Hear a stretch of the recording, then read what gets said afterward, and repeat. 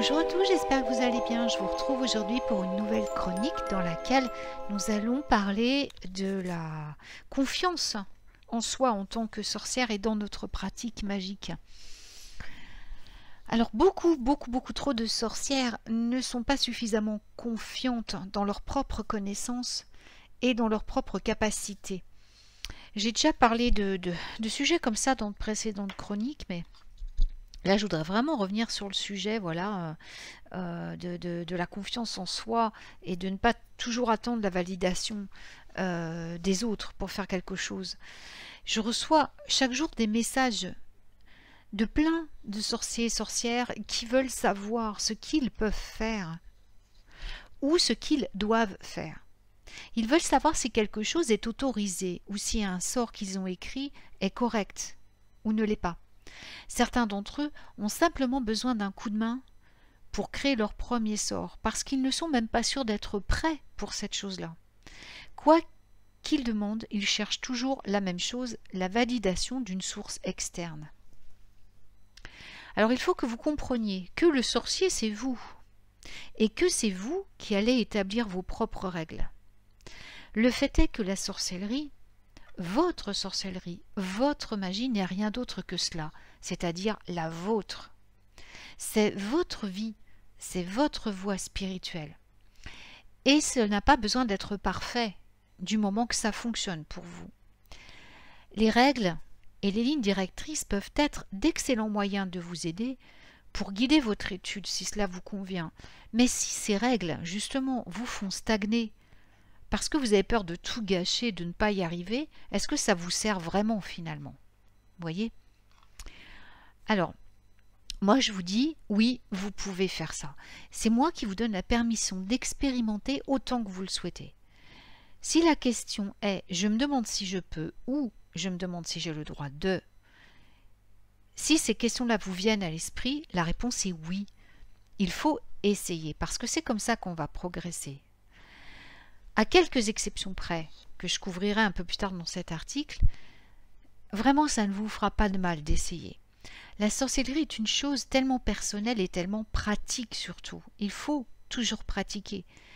Ce qui fonctionne pour moi peut très bien ne pas fonctionner du tout pour vous-même. Et ce que vous faites peut fonctionner d'une manière très brillante pour vous, mais ça peut être complètement obsolète ou fou ou inutile pour une autre sorcière. Et c'est ces différences qui sont merveilleuses quelque part. La magie, c'est le résultat d'une intention et d'une volonté appliquée.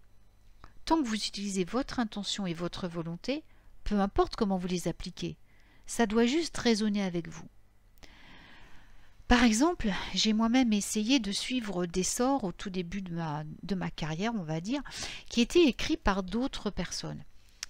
Et pour une raison quelconque, à mi-parcours, je perdais ma connexion à la magie. C'était systématique, ça tombait à plat, ça ressemblait à rien. Je ne pouvais pas comprendre ce que je faisais de mal. Je suivais toutes les étapes, puis je sentais la puissance du sort commencer à se construire et d'un seul coup, pof, tout disparaissait. Et je restais à me demander pourquoi j'avais l'impression de jouer à faire semblant. Et enfin, j'ai trouvé la cause profonde de cet étrange état de fait. Je suis une sorcière à incantation, certes. Je suis une personne verbale. Mais dire à voix haute les mots que quelqu'un d'autre avait écrits me donnait l'impression que ce sort n'était plus le mien. Quand j'ai réalisé que c'était ça le problème, j'ai commencé à m'en passer. Je me suis mis à écrire mes propres incantations. Je pouvais garder d'autres parties du sortilège, mais quand viendrait le temps de prononcer les mots de pouvoir, je rejetais ceux qui accompagnaient le sort et je disais les miens ou je parlais directement au fond de mon cœur, du fond de mon cœur. Parfois quelques mots sortaient, parfois je parlais longuement pendant que je lançais mes sortilèges. Et c'est toujours le cas. Je me suis toujours adaptée à ce qui semblait juste. Et mes sorts ont commencé à couler en douceur, et ce du début jusqu'à maintenant. Je n'ai plus l'impression de jouer à faire semblant. J'ai arrêté de perdre ma connexion à mon pouvoir au milieu des sortilèges. Je n'aurais jamais trouvé la solution à ce problème si je n'avais pas voulu contourner les règles et expérimenter par moi-même. Rappelez-vous que votre magie est uniquement la vôtre.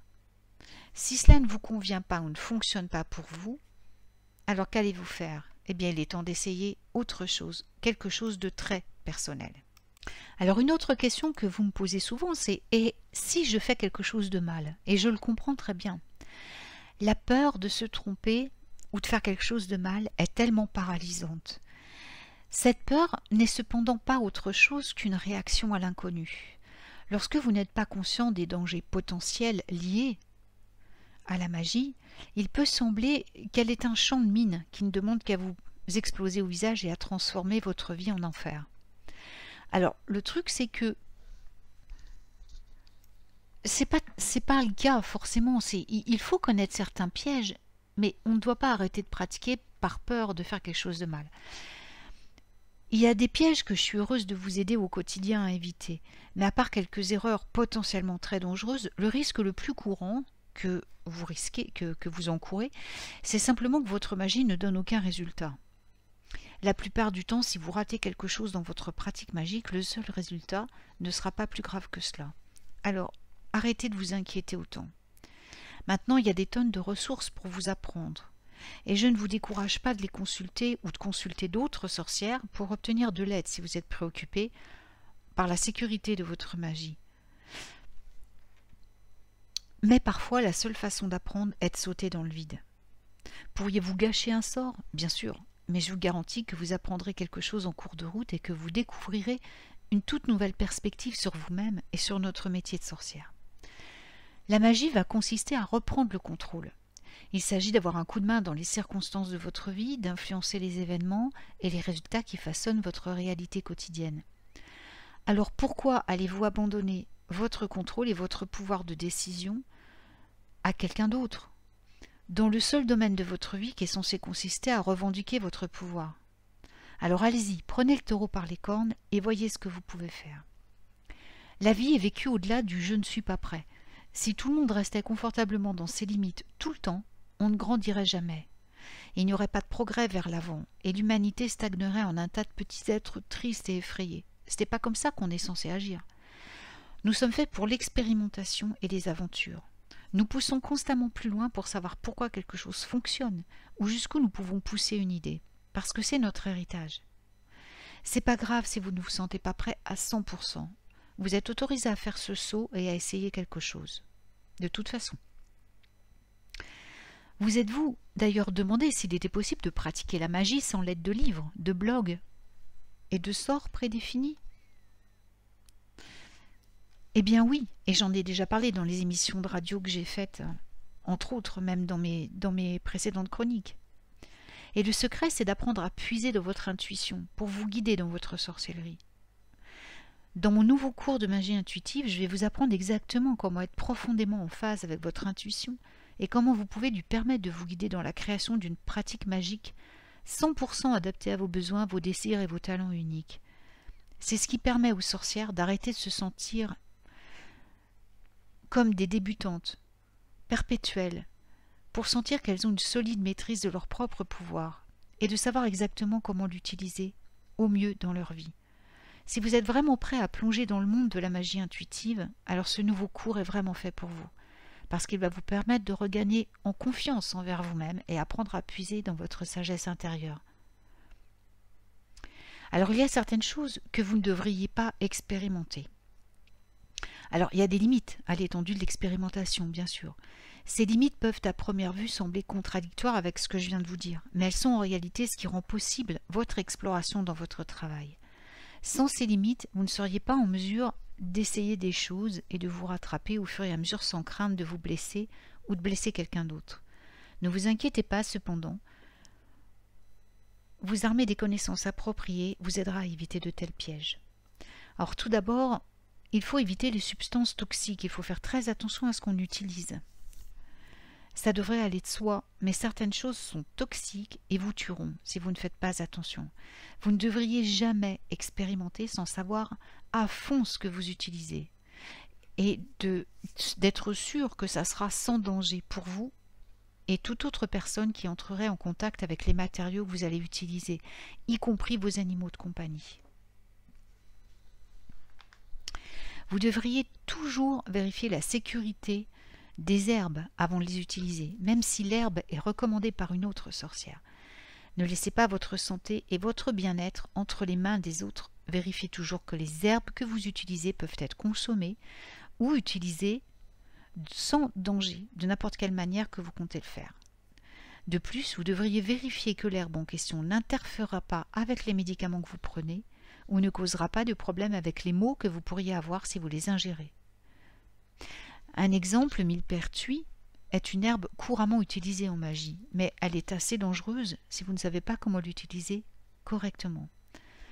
Par exemple, entre autres, elle peut provoquer une très grande sensibilité au soleil qui peut entraîner des brûlures graves si vous êtes déjà sensible au soleil ou si vous prenez d'autres médicaments qui provoquent déjà une sensibilité au soleil. Il y a aussi des choses parfaitement sûres pour les humains qui ne le sont pas pour nos animaux de compagnie. Les agrumes, par exemple, sont toxiques pour les chats et les petits animaux de toutes sortes, rongeurs, oiseaux, reptiles, etc. Et ils doivent toujours être tenus à l'écart de la fumigation. Les cristaux reçoivent moins d'avertissements mais peuvent être tout aussi dangereux. Beaucoup de gens recommandent de créer des élixirs de cristaux en les plaçant dans l'eau, mais tous les cristaux ne sont pas sûrs à mettre dans l'eau. Par exemple, le rubis et la pierre de lune contiennent de l'aluminium qui peut s'infiltrer dans l'eau. De même, la fluorine contient du fluor, comme son nom l'indique, qui est hautement toxique. Vous pouvez également vous assurer que vos cristaux ne seront pas endommagés par de telles activités. L'hématite n'est pas toxique, mais elle rouillerait, ce qui abîmerait la pierre. Fondamentalement, ne mangez, ne buvez, ne brûlez rien, à moins que vous soyez certain que c'est sécuritaire de le faire pour vous et toute autre personne qui sera impliquée ou exposée. La seconde règle très importante, bien sûr, et ça j'en ai parlé moult fois, c'est la vie des autres. Alors, pour la plupart des cas, des sorts, des rituels et tout, c'est une très bonne idée, une très bonne chose de garder votre expérimentation et votre pratique dans les limites de votre propre vie. De toute façon, on ne doit jamais agir sans l'autorisation expresse de la personne elle-même. Et même ainsi, il faut rester prudent de ne jamais interférer sur le libre arbitre et de ne jamais mettre personne en danger. Au cas où quelque chose arriverait quand vous lancez un rituel, on peut le contenir, l'inverser le plus rapidement possible quand vous le faites sur vous-même, ce que vous ne pourrez pas nécessairement faire si vous agissez sur quelqu'un d'autre. Essayer des nouvelles choses, c'est amusant. Cependant, se transformer ou transformer vos amis, votre famille et vos connaissances en cobayes, ça ne l'est pas du tout. Quelque chose aussi qui est très important, c'est à propos des cultures ethniques. Alors, il n'est pas non plus acceptable d'expérimenter des termes, des pratiques, des croyances culturellement significatives qui proviendraient de certaines cultures, qui ne sont pas les vôtres.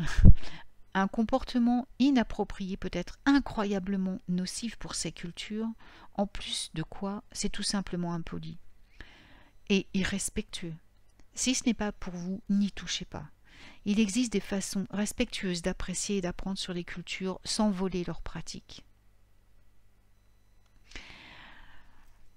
Maintenant que vous avez bien pris en compte ces trois principales mises en garde au niveau de la pratique magique, eh bien vous pouvez oser, expérimenter. Bien sûr, si vous avez des doutes sur quoi que ce soit qui pourrait vous mettre en danger ou mettre en danger quelqu'un, n'hésitez pas à consulter un sorcier ou une sorcière expérimentée, bien entendu. Évitez Internet où il y a tout et n'importe quoi, procurez-vous plutôt des ouvrages sûrs. Mais une fois que vous avez les bons outils, les bons conseillers, eh bien, allez-y, lancez-vous, commencez vraiment par des choses simples et pour commencer à prendre confiance en vous, et vous allez voir, piocher de votre intuition, piocher dans votre savoir intime, c'est encore la meilleure façon de pratiquer la magie et de garder confiance en vous. Voilà, et bien j'espère que cette chronique vous aidera et vous sera utile et qu'elle vous aura plu. Je vous souhaite une merveilleuse journée et je vous retrouve très vite pour de nouvelles aventures magiques.